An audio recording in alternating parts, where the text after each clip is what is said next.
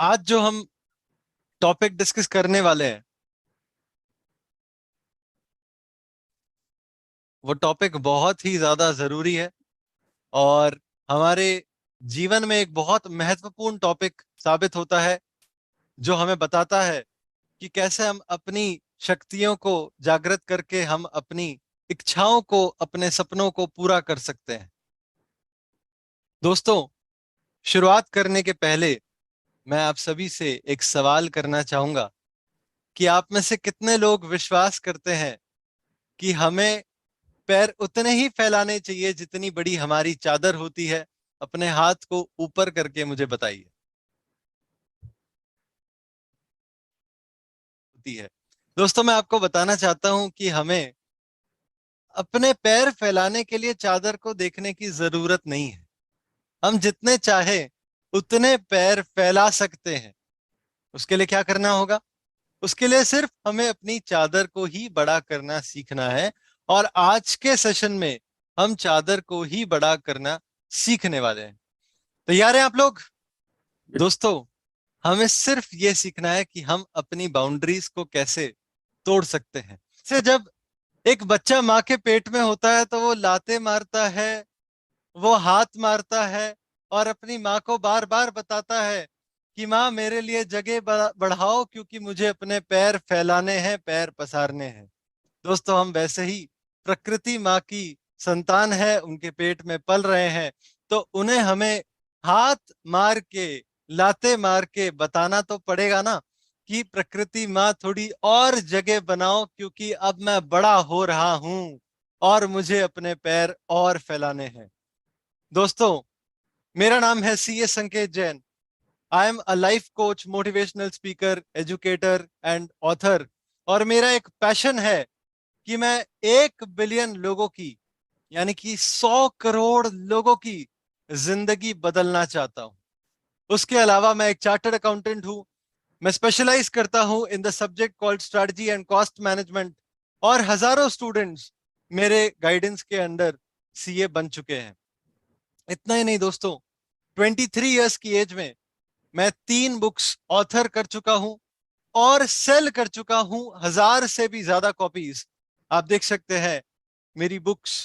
पहली book scope view charts, second book unjumbled, और तीसरी बुक अनजम्बल्ड वॉल्यूम 2। और इसके अलावा I am a certified mind power trainer. मैंने गाइडेंस और ट्रेनिंग ली है directly, personally from India's and world's number 1 trainer, जो माइंड पावर ट्रेनिंग में एक्सपर्ट हैं, डॉक्टर जितेंद्र अड़िया।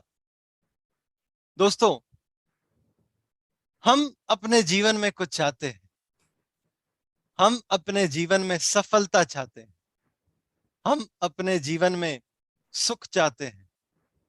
हम अपने जीवन में शांति चाहते हैं। हम चाहते तो हैं, पर हर कोई पाता नहीं है इस बात को। हर कोई सफलता नहीं पाता, हर कोई सुख नहीं पाता, हर कोई शांति नहीं पाता। इसका क्या कारण है? इसका कारण यह है कि हम कर रहे हैं हार्ड वर्क। दोस्तों, घोड़ा गधा नहीं बन सकता और गधा कभी भी घोड़ा नहीं बन सकता। तो हमें हार्डवर्क नहीं करना है, हमें सीखना है कि हम कैसे शार्प वर्क कर सकते हैं और स्मार्ट वर्क कर सकते हैं। अब ये शार्प वर्क क्या है? शार्प वर्क है हमारे टूल्स को शार्प करना। तो हमारे लिए टूल क्या होगा? हमारे लिए टूल है हम खुद, यानी कि हमारी बॉडी और हमारा माइंड। सुबह आके आपने योगा किया, अपनी बॉडी के ऊपर काम किया, तो आपने अपनी बॉडी को शार्प बनाया। उसके बाद में अभी आप ये ट्रेनिंग अटेंड कर रहे हैं, आप अपने माइंड के ऊपर काम कर रहे हैं, तो आप अपने माइंड को शार्प बना रहे हैं। यह है शार्प वर्क। इतना ही नहीं, इसके अलावा आपके बिजनेस में जो टूल्स आप यूज करते हैं, उन्हें भी आप अगर और शार्प बनाएंगे तो वो आपके लिए शार्प वर्क करने में मददगार साबित होंगे। और हमें करना है स्मार्ट वर्क। अब ये स्मार्ट वर्क क्या होता है? स्मार्ट वर्क होता है दोस्तों, राइट डायरेक्शन में, राइट मेथड से किया गया काम। सही दिशा में सही तकनीक से अगर हम काम करेंगे तो उसे स्मार्ट वर्क कहेंगे। दोस्तों सोचिए, कि अगर आप रेलवे स्टेशन पे खड़े हो और प्लेटफॉर्म 2 एक तरफ है, एक तरफ प्लेटफॉर्म 3 है, और आपके सामने 2 गाड़ी आ जाए। प्लेटफॉर्म 2 पर यह शानदार दिखने वाली ट्रेन खड़ी है और प्लेटफॉर्म 3 पर एक ऑर्डिनरी नॉर्मल सी ये ट्रेन खड़ी है। आप बताइए आप कौन सी ट्रेन में चढ़ेंगे? हैरान रह गए ना? अब आप सोच रहे हैं कि मैं कैसे डिसाइड करूं, पहले मुझे ये तो तय करना पड़ेगा कि मुझे जाना कहां पर है, ये तो उस पर निर्भर करता है। अगर मैं आपको कहूं कि आपको दिल्ली जाना है और प्लेटफॉर्म 2 पर जो शानदार दिखने वाली ट्रेन है वो कर्नाटका जा रही है, और प्लेटफॉर्म 3 पर जो नॉर्मल सी दिखने वाली ट्रेन है वो दिल्ली जा रही है, तो आप तो प्लेटफॉर्म 3 वाली ट्रेन में ही चढ़ेंगे ना। इसका मतलब यह है दोस्तों कि ट्रेन कितनी भी सुंदर क्यों ना हो जाए, आप पकड़ोगे नहीं, क्योंकि आपको वही ट्रेन पकड़नी है जो आपको आपकी मंजिल तक पहुंचाएगी। दोस्तों, यही है सही दिशा में काम करना। और सही तकनीक क्या है, सही मेथड क्या है? सही मेथड वो है जो आज हम आपके साथ में डिस्कस करने वाले हैं। आपने अलादीन की कहानी तो सुनी है। अलादीन के पास में एक जादुई चिराग होता है, जिसे जब वो घिसता है तो उसमें से एक जीनी इस तरह से प्रकट हो जाता है। वो कहता है, जो हुक्म मेरे आका। अलादीन उसके सामने अपनी एक इच्छा जाहिर करता है और जीनी उस इच्छा को पूरी करने में लग जाता है। जैसे ही इच्छा पूरी होती है, जीनी वापस से चिराग के अंदर चले जाता है, और अलादीन को अगर दूसरी इच्छा पूरी करानी हो तो चिराग को फिर से घिसता है, फिर से जीनी को प्रकट करता है। दोस्तों, हमारे पास में भी अपना एक जीनी है। हमारा मन ही हमारा जीनी है। तो आपका सवाल यह होगा कि फिर हमारी इच्छाएं पूरी क्यों नहीं हो रही है? उसका कारण यह है दोस्तों कि हमें अपने जीनी से बात करना नहीं आता। हमें अपने चिराग को घिसकर जीनी को प्रकट करना नहीं आता। दोस्तों, बड़ी हैरानी की बात है कि इंसान अपने मन का सिर्फ 10% पावर, सिर्फ 10% शक्ति ही इस्तेमाल कर पाया है। 90% पावर तो हम आज तक यूज ही नहीं कर पाए। तो सोचने वाली बात है, अगर 10% में हमारे जो लोग हैं, हमारे जो इंसान हैं, वो इतना कुछ हासिल कर पाए हैं, तो अगर हम पूरी पावर को यूज करना सीख जाए तो हम क्या नहीं कर सकते। पर अगर इतना ही आसान होता तो हर कोई कर लेता। अगर नहीं कर पाए हैं तो उसका कारण क्या है? क्या रीजन है, क्या वजह है कि हम सिर्फ 10% पावर ही यूज कर पाए, 90% पावर को आज तक यूज ही नहीं कर पाए? दोस्तों, इसका कारण है कि हमें अपने मन के बारे में ज्ञान नहीं है। आप बिना मैनुअल के कुछ चला नहीं सकते। अगर आप माइक्रोवेव खरीदोगे तो उसका मैनुअल पढ़ोगे, उसके बाद माइक्रोवेव को चलाओगे। अगर आप वॉशिंग मशीन खरीदोगे तो उसका मैनुअल पढ़ोगे, उसके बाद वॉशिंग मशीन को चलाओगे। अरे यहां तक कि आप मिक्सर ग्राइंडर खरीदोगे तो उसका मैनुअल भी पढ़ोगे, उसके बाद उसको चलाओगे। ऐसे में सोचिए, अगर आपने गाड़ी खरीद ली और गाड़ी चलाना नहीं आता तो फिर क्या होगा? फिर तो एक्सीडेंट हो जाएगा। अब दोस्तों, भगवान ने हमें धरती पर भेजा और भेजा तो हमें भेजे के साथ भेजा, पर भेजे में भेजा भी भेजा है, पर हमें उसको यूज करने का मैनुअल नहीं भेजा। तो हमें समझना पड़ेगा कि ये मन है क्या। तो हमारे पास में 3 मन है। एक है कॉन्शियस माइंड, दूसरा है सब कॉन्शियस माइंड, और तीसरा है अनकॉन्शियस माइंड। दोस्तों, शुरुआत करते हैं अनकॉन्शियस माइंड से। ये जो अनकॉन्शियस माइंड होता है, ये क्या करता है? ये सिर्फ जानता देखता है, मतलब कि सिर्फ एक्सपीरियंस करता है और कुछ नहीं करता। कोई काम करेगा क्या? कुछ नहीं करेगा, सिर्फ एक्सपीरियंस करेगा। यानी कि ये है बस। तो फिर क्यों है? क्योंकि इसके अंदर पूरे ब्रह्मांड का ज्ञान छुपा हुआ है। ये एक ज्ञान का भंडार है, ज्ञान का सागर है। यानी कि अगर हमें ब्रह्मांड के बारे में जानना हो तो हमें कितना बाहर निकलना पड़ेगा? जरा भी नहीं, आपको अंदर जाना पड़ेगा। जैसे ही आप अंदर जाएंगे, अपने अनकॉन्शियस माइंड में एंटर करेंगे, वैसे ही आपको ज्ञान मिलेगा। पर आज हम बात करने वाले हैं कॉन्शियस माइंड और सबकॉन्शियस माइंड की, क्योंकि यही 2 मन हमारे सपनों को पूरा करने में हमें मदद करेंगे। कॉन्शियस माइंड, जिसे जागृत मन कहते हैं या चेतन मन कहते हैं, उसके पास में 10% पावर होती, जिसे हम आज तक इस्तेमाल करते आए। और दूसरा है सब कॉन्शियस माइंड, यानी कि अवचेतन मन, जिसे अर्ध जागृत मन भी कहा जाता है। उसके पास में 90% पावर होती है, जिसे हम आज तक यूज कर ही नहीं पाए। ये जो कॉन्शियस माइंड होता है, ये क्या करता है? ये सोचता है, सवाल जवाब करता है, तर्क वितर्क करता है। इसका काम है ऑर्डर देना, यानी कि ये एक मालिक की तरह जीता है, एक मालिक की तरह रहता है। जो सब कॉन्शियस माइंड है वो क्या करता है? क्या वो भी सोचता है?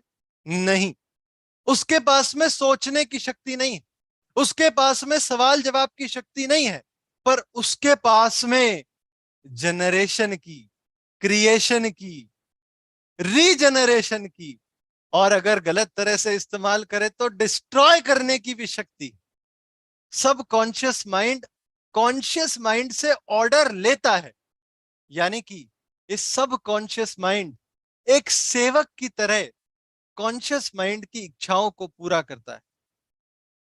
आपका जो अर्ध जागृत मन है, अगर वही आपके कॉन्शियस माइंड की इच्छाओं को पूरा करता है, तो हमें कॉन्शियस माइंड के जरिए अपने सब कॉन्शियस माइंड तक पहुंचना होगा, और हम अपनी इच्छाओं को जाहिर करेंगे अपने जीनी को, और वो हमारी इच्छाओं की पूर्ति करेगा।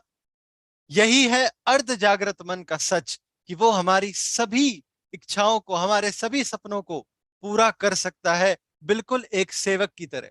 अब हैरानी वाली बात यह है दोस्तों, कि हमारे मालिक के पास में 10% पावर है और हमारे नौकर के पास में 90% पावर है। पर अगर हम चेस को देखें, तो उसमें जो राजा होता है वो भी तो कम चालें चल पाता है, पर जो रानी होती है वो तो कई चालें चलकर राजा के राज्य को फैलाती है, राजा को बचाती है, जीत दिलाती है। बिल्कुल वैसे ही हमारा अर्ध जागृत मन पावरफुल सोर्स ऑफ एनर्जी है, और वो हमारे सपनों को पूरा कर सकता है। दोस्तों, अगर आप अपने सब कॉन्शियस माइंड को एक्टिवेट करना चाहते हैं, आप उससे बातचीत करना चाहते हैं, तो वो ऐसे नहीं होती। उसके लिए आपको अपने भीतर की 4 स्टेजेस को समझना होगा।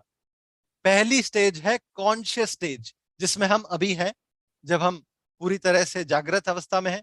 इसे साइंस की लैंग्वेज में कहा जाता है बीटा स्टेज। दोस्तों, दूसरी स्टेज आती है सब कॉन्शियस स्टेज, जिसे साइंस में अल्फा स्टेज कहा जाता है। यही है हमारे काम की स्टेज, जिसमें हम अपने सब कॉन्शियस माइंड से बातचीत कर सकते हैं। तीसरी स्टेज है स्लीप स्टेज, जिसे थीटा स्टेज कहा जाता है। और चौथी है अनकॉन्शियस स्टेज, जिसे डेल्टा स्टेज भी कहा जाता है। Coming back to alpha stage, अब क्योंकि हम कॉन्शियस स्टेज में हैं अभी, तो सवाल ये आता है कि अगर सबकॉन्शियस माइंड से बात करनी है और उसके लिए अल्फा स्टेज में पहुंच जाना है, तो हम अल्फा स्टेज में कैसे जा सकते हैं? हम रिलैक्सेशन और मेडिटेशन करके, ये 2 एक्सरसाइज करके हमारे कॉन्शियस स्टेज से सब कॉन्शियस स्टेज में एंटर कर सकते हैं। दोस्तों, इसका मतलब यह है कि अगर हम सब कॉन्शियस माइंड से किसी भी इच्छा को, किसी भी सपने को पूरा करा सकते हैं, तो उसका सीधा सीधा मतलब यह निकलता है कि हम अपनी सफलता का निर्माण 2 बार कर रहे हैं। पहले अपने भीतर कर रहे हैं, और उसके बाद में बाहर हो रहा है। दोस्तों, अगर रणभूमि में जंग लड़ी जाए, तो विजेता टीम, जो जीतने वाली टीम होती है, वो सीधे भूमि में आके जीतती है या पहले अपने मन में जीतती? पहले अपने मन में ही जीत जाती है। कहते हैं ना, मन के जीते जीत, मन के हारे हार। तो वो पहले मन में जीत जाती है, उसके बाद ही वो असल में रणभूमि पे विजय प्राप्त करती है। वैसे ही वो टीम जो हारती है, क्या वो भी अपने मन में ही हारती है? वो भी अपने मन में पहले हार जाती है, उसके बाद में वो रणभूमि में हार जाती है। इसलिए हमें काम कहाँ करना है? अपने भीतर में करना है, बाहर में अपने आप प्रकट होगा। पर अगर हम भीतर में काम नहीं कर पा रहे हैं तो सवाल ये उठता है कि मैं इतना प्रबलता के साथ में भीतर में काम नहीं कर पा रहा हूं, सफलता का निर्माण अपने अंदर में नहीं कर पा रहा हूं, तो मुझे क्या करना चाहिए?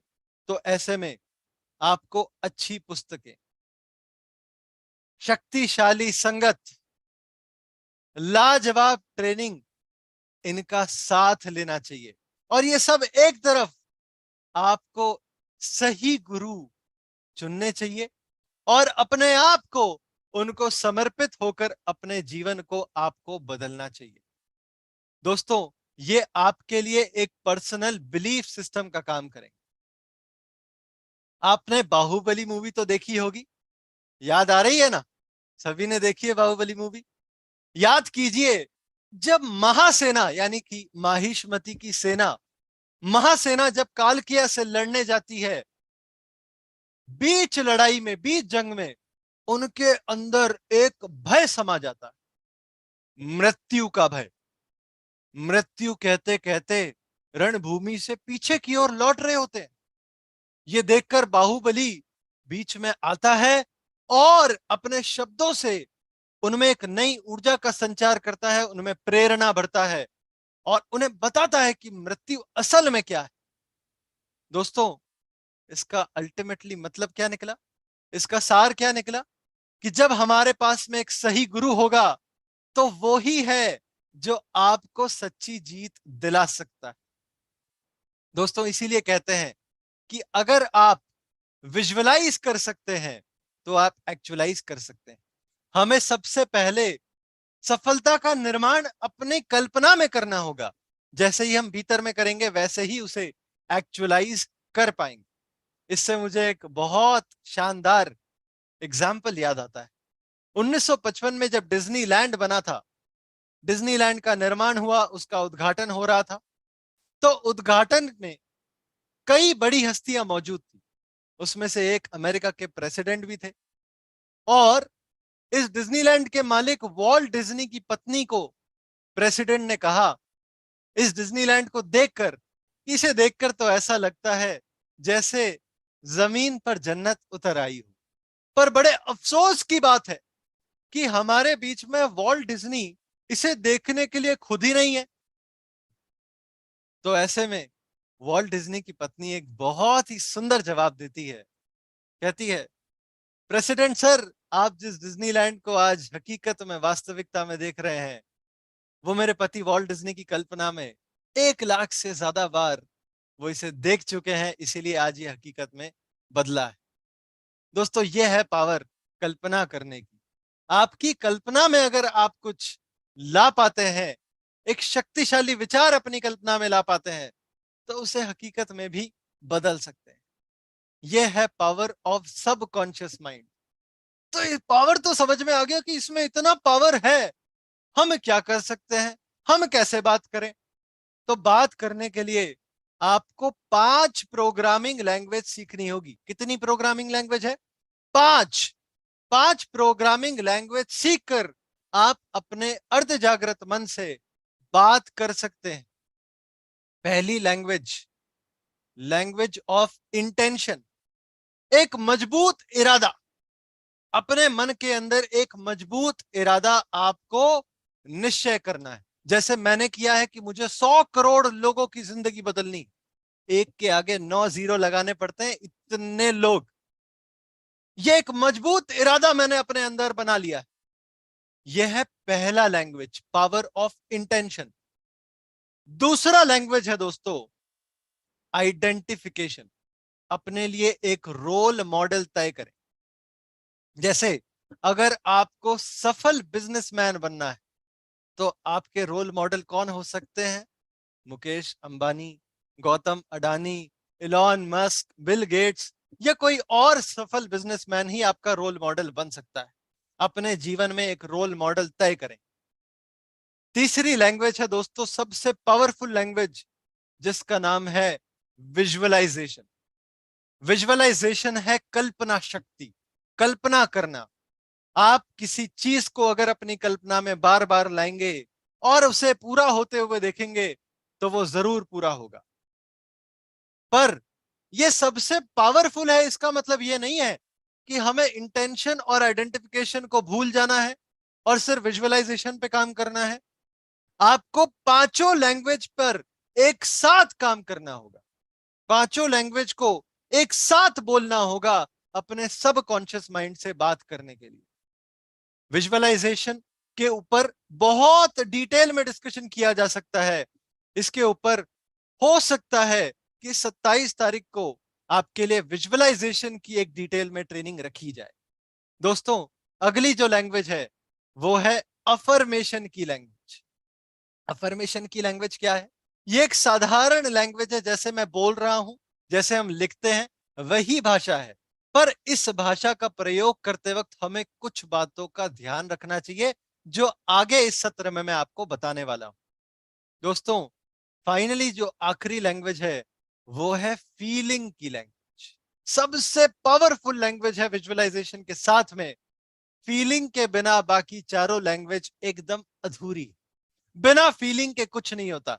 तो किस तरह की फीलिंग डेवलप करनी है? जैसे आप सोचिए कि जो लक्ष्य आपने अपने लिए तय किया है, मान लीजिए कि वो पूरा हो गया। जैसे ही आप मानते हैं कि वो पूरा हो गया है, एक फीलिंग आनी चाहिए, खुशी महसूस होनी चाहिए। जैसे कि अगर मैंने सोच लिया है कि मैं एक बीएमडब्ल्यू गाड़ी में बैठूंगा, एक बीएमडब्ल्यू गाड़ी खरीदूंगा, तो जैसे ऐसे जैसे ही सोचा मैंने कि ये बीएमडब्ल्यू गाड़ी तो मैं खरीद चुका हूं, ये तो मैं इसमें तो मैं बैठ रहा हूं, वैसे एक खुशी की फीलिंग आनी चाहिए। अरे वाह, आज तो बीएमडब्ल्यू गाड़ी में बैठ गया, आज तो मेरे पास में खुद की बीएमडब्ल्यू गाड़ी हो गई। ये फीलिंग जो है ये पावरफुल लैंग्वेज है और ये सबकॉन्शियस माइंड सबसे जल्दी पकड़ता है। दोस्तों, ये 5 लैंग्वेज को हमें यूज करना है।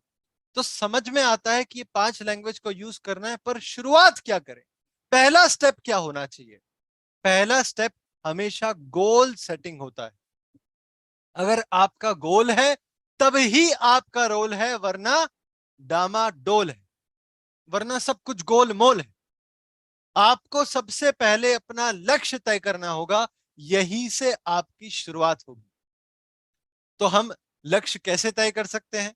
वैसे तो गोल सेटिंग का एक बड़ा डिटेल में डिस्कशन हो सकता है, बहुत ही लंबा प्रोसेस है। पर अगर शॉर्ट में आपको बताऊंगा तो 4 सवालों के जवाब में ही आपके गोल छुपे हुए हैं। कितने सवाल? 4 सवाल। सिर्फ 4 सवालों के जवाब में आपको अपने गोल मिल जाएंगे। जीवन के सभी गोल आपको 4 सवालों में मिल सकते हैं। पहला सवाल, मैं क्या करना चाहता हूं? दूसरा सवाल, मैं क्या बनना चाहता हूं? तीसरा सवाल, मैं क्या पाना चाहता हूं? और चौथा सवाल, मैं कैसी जिंदगी जीना चाहता हूं?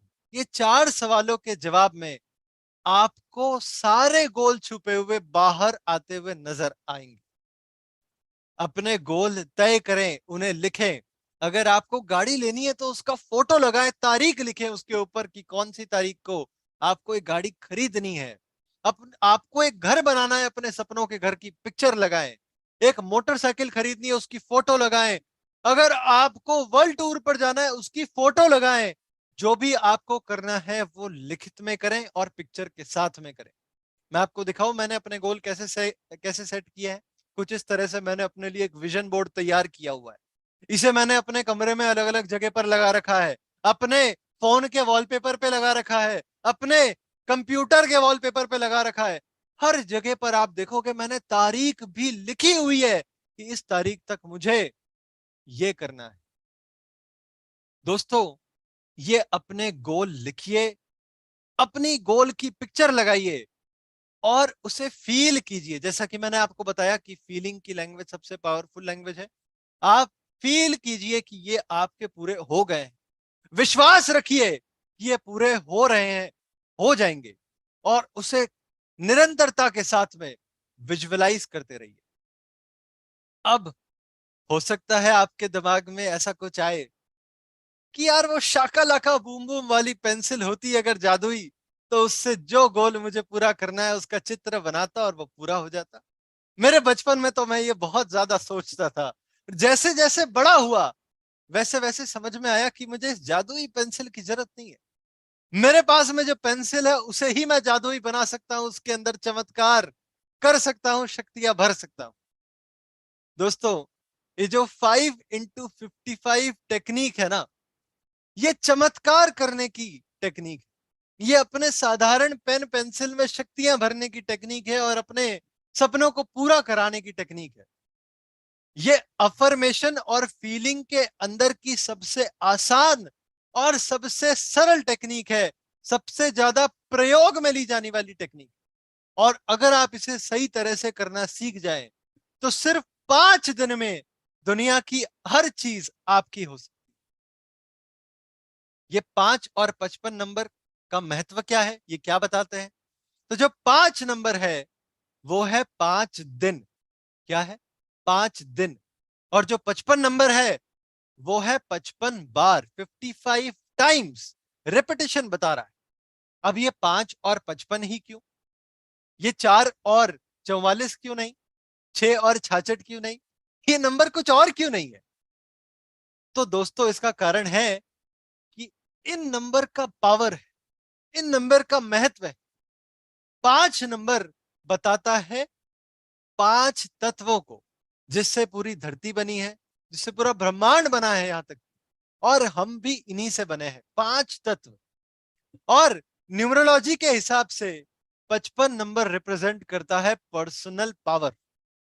इसलिए 5x55 की ही टेक्निक है। ये तीनों 5 मिलकर एक एंजल नंबर भी बनता है, और ये नंबर एक बदलाव का नंबर है, चेंज का नंबर है। दोस्तों, स्टेप बाय स्टेप आपको बताने वाला हूं कि कैसे हम 5x55 टेक्निक को यूज कर सकते हैं। लिखने के लिए तैयार हो जाएं। स्टेप 1, पहला स्टेप, सबसे पहले एकदम क्लियर हो जाइए कि आप चाहते क्या है, एकदम स्पेसिफिक हो जाइए। आपको एक एग्जाम्पल से समझाता हूं। सोचिए कि एक आदमी ने अपने नौकर से कहा, उस नौकर के पास में बहुत पावर। तो आदमी ने, मालिक ने अपने नौकर से कहा कि मुझे तो बहुत ही महंगी गाड़ी चलानी। नौकर बाजार में निकल गया ये देखने के लिए कि कौन सी महंगी गाड़ी चलानी चाहिए मालिक को। रास्ते में सबसे पहले उसको एक बस ड्राइवर मिला। उसने उससे पूछा, यार मेरे मालिक को एक महंगी गाड़ी चलानी है, कौन सी गाड़ी चलवाऊं? वो बोला, मैं बस चलाता हूँ, ये तो बड़ी महंगी है। और नौकर ने मालिक को बस ड्राइविंग की जॉब पे लगा दिया। क्या मालिक यही चाहता था? बिल्कुल भी नहीं। अब जैसे ही उसकी बस ड्राइविंग की जॉब लगेगी, बोलेगा, हाय मेरी फूटी किस्मत। किस्मत को दोष देगा, लोगों को दोष देगा, भगवान को दोष देगा, हर किसी को दोष देगा, पर खुद को दोष नहीं देगा। गलती किसकी थी? खुद की थी। अपनी इच्छाओं को क्लियरली बताया ही नहीं। नौकर तो बेवकूफ है, वो तो भोला है, उसे जो कहोगे वो पूरा कर देगा। एकदम क्लियरली बताना है। अगर आपको एक बढ़िया गाड़ी चाहिए तो कौन सी बढ़िया गाड़ी? बीएमडब्ल्यू चाहिए, मर्सिडीज चाहिए, वॉल्वो चाहिए, रोल्स रॉयस चाहिए, कौन सी गाड़ी चाहिए? उसका कौन सा मॉडल चाहिए ये भी बताइए। एकदम क्लियरली स्पेसिफाई कर दीजिए। और हमें एकदम क्लियर अपने दिमाग में भी करना होगा। कैसे? हम कई बार अपने दिमाग में अलग अलग तरह के इच्छाओं को एक साथ ले आते हैं। मैं आपको एक कहानी सुनाता हूं, एकदम सत्य घटना है।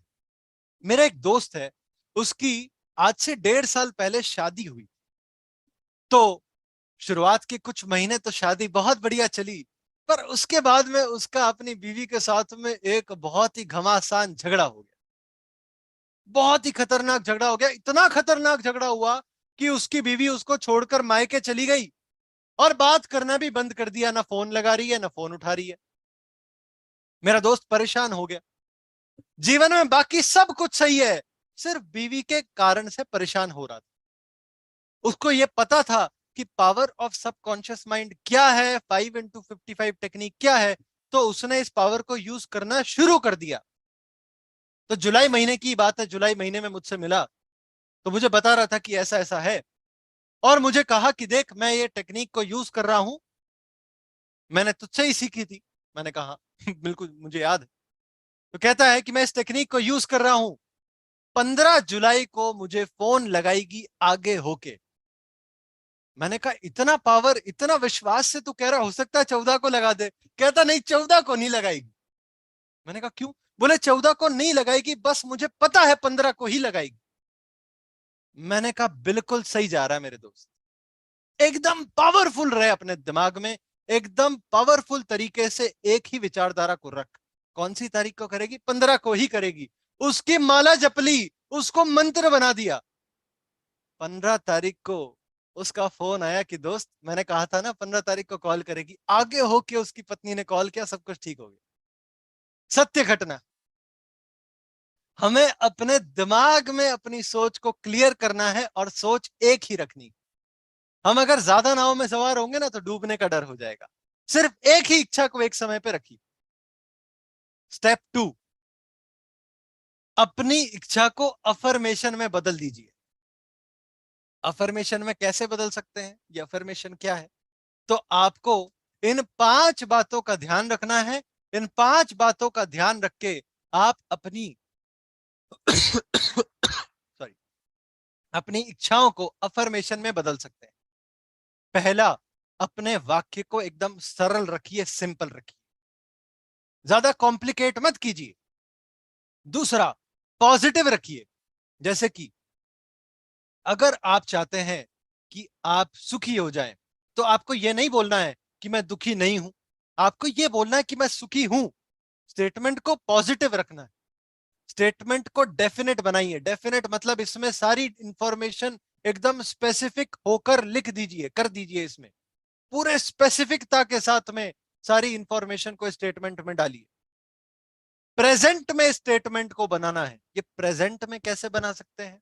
जैसे कि अगर आपको बीएमडब्ल्यू गाड़ी लेनी है, जैसे कि अगर आपको रिश्तों में सुधार करना है, जैसे कि अगर आपको अपने मनपसंद का घर बनाना है, जैसे कि अगर आपको दुनिया की सैर पर जाना है, आपको जो भी करना है अपने जीवन में, उसको ऐसे बनाइए कि वो आप कर चुके हैं या कर रहे हैं। जैसे कि अगर आप ये सोचते हैं कि मैं बीएमडब्ल्यू गाड़ी खरीदूंगा, ऐसे नहीं बनाना है। आपको बनाना है मेरे पास में बीएमडब्ल्यू गाड़ी है। कैसे बनाना है? एकदम प्रेजेंट में, मेरे पास में बीएमडब्ल्यू गाड़ी है। समझ में आई बात? और हमें ऐसा ही वाक्य बनाना है जिस पर हम विश्वास कर सके। एग्जाम्पल दूं? सोचिए कि आज अगर आप ये तय कर लेते हैं कि मुझे तो 1 साल के अंदर एक एरोप्लेन कंपनी का मालिक बनना है, तो आप बन तो पाएंगे। मैं ये नहीं कह रहा हूं कि आप बन नहीं सकते, बन सकते हैं। पर आप इसलिए नहीं बन पाएंगे क्योंकि आप अपनी इस बात पर खुद ही विश्वास नहीं कर पाएंगे। आपको अंदर में विश्वास होगा ही नहीं, अरे मैं बन सकता हूं कि ये तो शायद ही होगा, क्या पता होगा कि नहीं होगा। अगर आपके दिमाग में ये सवाल उठ जाता है तो नहीं होगा। आपको वही विचारधारा को लाना है, वही स्टेटमेंट, वही इच्छा को अफर्मेशन में बनाना है जिस पर आप विश्वास कर सकें। बिलीफ पूरा होना चाहिए। बिलीफ होगा तो ही फीलिंग होगी, और फीलिंग होगा तो ही पूरा होगा। दोस्तों, ये 5 बातों का जरूर से ध्यान रखना है। आपको एग्जाम्पल अगर मैं बताऊं, एकदम बेसिक एग्जाम्पल, तो अफर्मेशन कुछ इस तरह से बना सकते हैं। ये एकदम बेसिक है कि मैं स्वस्थ हूं, मैं शांत हूं, मैं आनंदित हूं, मैं प्रफुल्लित हूं। ये तो आपको रोजमर्रा में रोज बोलना ही चाहिए सुबह शाम। बट अगर आप कोई स्पेसिफिक चीज चाहते हैं, जैसे हमारे बीच में आरसीएम के लोग मौजूद हैं, तो अगर कोई रूबी पर है और वो स्टार रूबी पर पहुंचना चाहता है, तो उसके लिए स्टेटमेंट क्या बन सकता है कि आई have achieved my star Ruby. और मैं तो कहूंगा इसमें एक डेट भी सेट कर दीजिए, बाय दिस डेट। अगले साल की, इस साल की, जबकि भी है, वो तारीख तय कर दीजिए कि इस तारीख तक आई have achieved my star Ruby. I will नहीं, आई हैव। मैंने कर ली है, करूंगा नहीं, कर ली है। और इसी बात पर फील कीजिए, विश्वास कीजिए और विजुअलाइज कीजिए, ये जरूर पूरा होगा। जैसे अगर किसी को गाड़ी लेनी है बीएमडब्ल्यू, तो I have achieved this BMW car model number this by this date. Feel कीजिए, विश्वास कीजिए, विजुअलाइज कीजिए। ये अगर आप करने लग गए, तो आप इस तरह से जो भी अपने जीवन में हासिल करना चाहते हैं, ये एक बार का प्रोसेस नहीं है, ये सिर्फ बिजनेस का प्रोसेस नहीं है, लाइफ का प्रोसेस है। आप अपनी लाइफ में जो भी इस्तेमाल करना चाहते हैं, जो भी आप पूरा करना चाहते हैं, वो इस प्रक्रिया से आप पूरा कर सकते हैं। अगला स्टेप, आपको एक अच्छी जगह और एक अच्छा समय चुनना है। एक अच्छी जगह और अच्छा समय क्या होता है? वो जगह और वो समय जब आपका मन शांत हो। मन में जितने विचार कम आएंगे उतना ही मन की शक्ति प्रबल होगी। ऐसी जगह चुनिए जहां पर कोई आपको परेशान ना करता हो, जहां पर बाहर की आवाजें ना आती हो। अगर आती भी है तो इस तरह से हेडफोन पहन लीजिए, ईयरफोन लगा लीजिए, कानों में रुई लगा लीजिए, कुछ भी कीजिए, अपने आप को शांत कर लीजिए। ऐसा समय चुनिए जब आपको कोई परेशान करने वाला ना हो। सुबह 4 बजे, 4:30 बजे, 5 बजे घर वाले सब सो रहे होते हैं, मैं जागा होता हूं। मैं उस समय पे अपने शांत मन से ये काम करूंगा। और मैं तो कहूं सुबह का समय सबसे बढ़िया समय होता है दोस्तों। सुबह का समय ही सबसे बढ़िया समय है, क्योंकि सुबह हम उठते हैं ना। मैं आपको एक एग्जांपल देता हूं। मैं कल रात में 2 बजे सोया। कितनी बजे? 2 बजे तक काम कर रहा था, 2 बजे सोया। पर सब कॉन्शियस माइंड में अलार्म लगाकर सुबह 4:30 बजे उठ पाया। सिर्फ 2.5 घंटे की नींद के बाद भी उठ गया, बराबर से आपके सामने बैठा हूं। पर अगर यही मैं 10 बजे उठता तो 10 बजे मेरे दिमाग में उठते ही बहुत विचार आते। यार मेरे तो ये रह गया, मेरे तो वो रह गया, मेरे को तो ये करना था, मुझे तो वो करना था, मैं अब कैसे करूंगा, मेरे पास तो समय कम पड़ेगा। जल्दी उठ जाऊंगा तो विचार कम होंगे।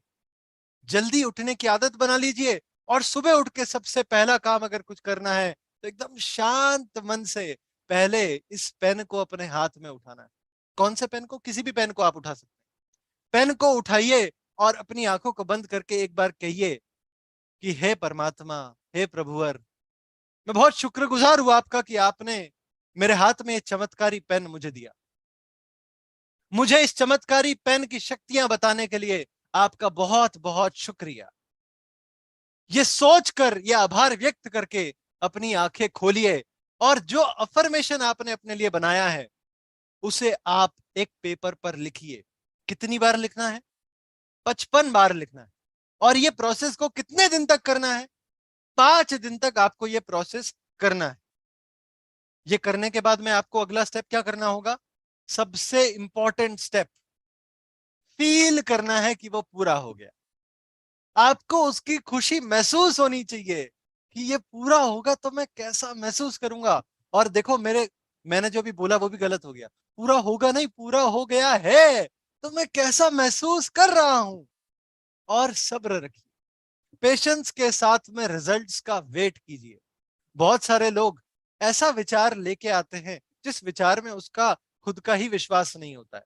विश्वास नहीं होगा तो आप सब्र नहीं रख पाएंगे। सब्र नहीं रखेंगे तो आप विश्वास नहीं कर पाएंगे। फिर ये विश्वास आपका डगमगा गया तो पूरा नहीं हो सकता। फीलिंग टूट जाएगी, सब कुछ टूट जाएगा। फिर आप पूरे 5 दिन तक आप लिखेंगे तो सही, पर ये सिर्फ लिखने की प्रक्रिया बन जाएगी। दोस्तों, ये लिखने की प्रक्रिया नहीं है। ये लिखना सिर्फ हमारे फीलिंग को बढ़ाने के लिए है। लिखने का फर्क तभी पड़ेगा जब आप लिखोगे, कागज पर छपेगा आपके दिमाग में। हमें छापना अपने दिमाग में ही है, पेपर पे छापने से कुछ नहीं होगा। तो हमें फील करना है और पेशेंस के साथ में उसका वेट करना है। वो जरूर पूरा होगा, ये विश्वास रखना है। जैसे कि अगर मेरा दोस्त 10 तारीख को आके मुझसे कह सकता है कि 15 तारीख को ही कॉल करेगी मुझे मेरी बीवी, 11 को नहीं करेगी, 12 को नहीं करेगी, 13 को नहीं करेगी, 14 को नहीं करेगी, तो मैं क्या करूं? 4 दिन कुछ नहीं, बस विश्वास रखूंगा कि 15 को ही करेगी। 15 को कर दिया ना। पेशेंस रखना जरूरी। अगर आपको ये पूरी केमिस्ट्री समझ में आ गई है, अगर आपको ये पूरा तरीका समझ में आ गया, ये केमिस्ट्री अपने सबकॉन्शियस माइंड से आपने डेवलप कर ली, ये रिश्तेदारी, भागीदारी, साझेदारी अगर आपने अपने सबकॉन्शियस माइंड के साथ में डेवलप कर ली तो आपको हिस्ट्री बनाने से कोई नहीं रोक सकता। 5 दिन के अंदर, सिर्फ 5 दिन के अंदर यूनिवर्स आपके पास मदद भेजना शुरू कर देगा। आपके पास यूनिवर्स मदद भेजता है। अपने आसपास होने वाली जितनी गतिविधियां हैं उस पर नजर रखिए, उसे ऑब्जर्व कीजिए, एकदम सजग हो जाइए। देखिए कि क्या बदलाव हो रहा है, कुछ बदलाव महसूस होगा। जैसे कि मैंने जब ये प्रोसेस शुरू करना शुरू किया, मैंने खुद के लिए जब ये प्रोसेस पहली बार किया था तो अपने वजन को कम करने के लिए किया था। उस समय मैं 95 केजीज का था और मैंने टारगेट लिया था कि मुझे 10 किलो कम करना है 3 महीने में। और 3 महीने में 10 किलो वजन कम हुआ, 95 से 85 पर मैं पहुंच गया हूं। पर ये जो टेक्निक यूज करना शुरू करी थी, तो 5 दिन के अंदर मुझे कुछ बदलाव महसूस हुआ। मेरे मन के अंदर तो बदलाव महसूस हो ही रहा था, पर आस पास में भी बदलाव महसूस हुआ। मेरे दोस्तों ने मुझे कहना शुरू किया, यार तू पतला नजर आ रहा है पहले से। मेरी मम्मी ने मुझे जल्दी उठाना शुरू कर दिया अपने आप, कि मैं चाहती हूं कि तू अपना एक गोल पूरा करे, और उसके लिए उन्होंने एक नेचुरल अलार्म बनने का काम कर दिया।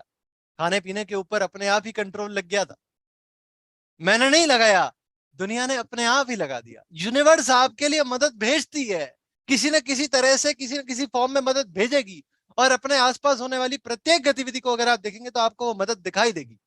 आपको सिर्फ वो मदद लेनी है बस। और आप इसे पूरा होते हुए भी देख सकते हैं। हो सकता है आपको रास्ते में कुछ इस तरह के नंबर दिखाई दे, 1 1 1, 2 2 2, 3 3 3, 1 1 1 1, ये एंजल नंबर्स हैं।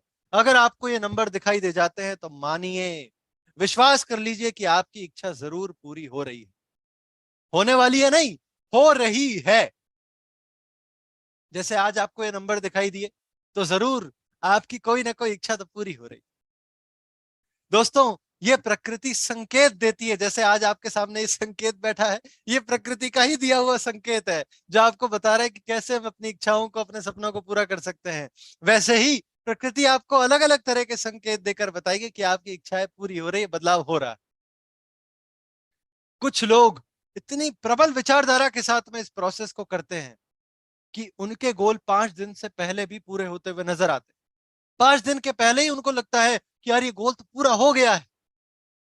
ऐसे में क्या आपको पहले ही रुक जाना है? बिल्कुल नहीं। पहले ही रुक गए तो ये आधे ब्रिज बनेगा और उससे फिर आगे जाकर गिर जाओगे नीचे। आपको ये 5 दिन तक प्रैक्टिस पूरी तरह से करनी है, रुकना नहीं है। 5 दिन तक लगातार ये प्रैक्टिस करनी है बिना रुके। ना 4 दिन के बाद 5वें दिन का ब्रेक होना चाहिए, ऐसा नहीं। 5 दिन पूरा, बीच में ब्रेक नहीं डालना है। 55 बार लिखना है तो 55 बार ही लिखना है। और अब सबसे महत्वपूर्ण आखिरी स्टेप, आपको ग्रेटिट्यूड का एटीट्यूड लेके आना है। दोस्तों, जब हम कोई चीज चाहते हैं तो उसका आखिरी स्टेप यही होता है कि वो हमें मिल जाती है और फिर हम आभार व्यक्त करते हैं, थैंक यू, धन्यवाद, शुक्रिया, आपने हमें ये चीज दे दी। जैसे आप अपने माता पिता से जब कोई चीज चाहते होंगे और वो आपको पूरा कर देते होंगे आपकी इच्छाओं को, तो आप उन्हें थैंक यू कहते हो। अपने दोस्त जब आपकी कोई इच्छा पूरी कर देते होंगे तो आप उन्हें थैंक यू कहते होंगे। अपने घर वाले जब कोई इच्छा पूरी करते हैं तो आखिरी स्टेप यही होता है कि आप उन्हें धन्यवाद अदा करते हैं। दोस्तों, जब आप ये प्रोसेस को यूज कर रहे हैं तो आपने सारी स्टेप करिए, इच्छा जाहिर करी, इच्छा को कम्युनिकेट किया, प्रकृति को बताया, अपने सबकॉन्शियस माइंड को बताया, आपने उसको फील किया, आपने आभार भी व्यक्त करना है। आखिरी स्टेप, फाइनल स्टेप है, आपको आभार व्यक्त करना है, आपको शुक्रिया अदा करना है, आपको थैंक यू बोलना है। थैंक यू, मेरे लिए आपने ये पूरा कर दिया। थैंक यू मुझे BMW गाड़ी देने के लिए। थैंक यू मेरे लिए ये घर बनाने के लिए। थैंक यू मेरे पास में जादुई किताब, जादुई पेन, जादुई लोग, जादुई सितारे, सबको जो मुझे दिया है, थैंक यू उन सभी चीजों के लिए। आभार व्यक्त करना शुरू कर दीजिए। अगर आपने आखिरी स्टेप कर दी, पहली स्टेप कर ली, बीच की सारी स्टेप कर ली, तो एक ही स्टेप बचा हुआ है। कौन सा स्टेप है? असल में पूरा होना। हमारे दिमाग में पूरा हो चुका है, असल में पूरा नहीं हुआ तो प्रकृति वो कर देगी आपके लिए। तो आखिरी स्टेप जो है, एटीट्यूड ऑफ ग्रेटिट्यूड, ये जरूर से रखना है। और अगर आपने ये पूरी प्रोसेस को सीख लिया, पूरा तरीका अगर आपने सीख लिया है, तो अपनी इच्छाओं को, अपने सपनों को पूरा करना आपके लिए बाएं हाथ का खेल बन जाएगा। मैं आपके साथ में कुछ अफर्मेशन कहने वाला हूं, कुछ अफर्मेशन मैं बोलूंगा और आपको कहना है ये तो मेरे बाएं हाथ का खेल है। समझ में आया? मैं कहूंगा अफर्मेशन, एक अफर्मेशन बोलूंगा, आपको कहना है ये तो मेरे बाएं हाथ का खेल है। क्लियर है? अगर क्लियर है तो कहिए क्लियर। क्लियर। पहला, क्लियर। जीवन के हर एक क्षेत्र में अब रोज आगे बढ़ते जाना।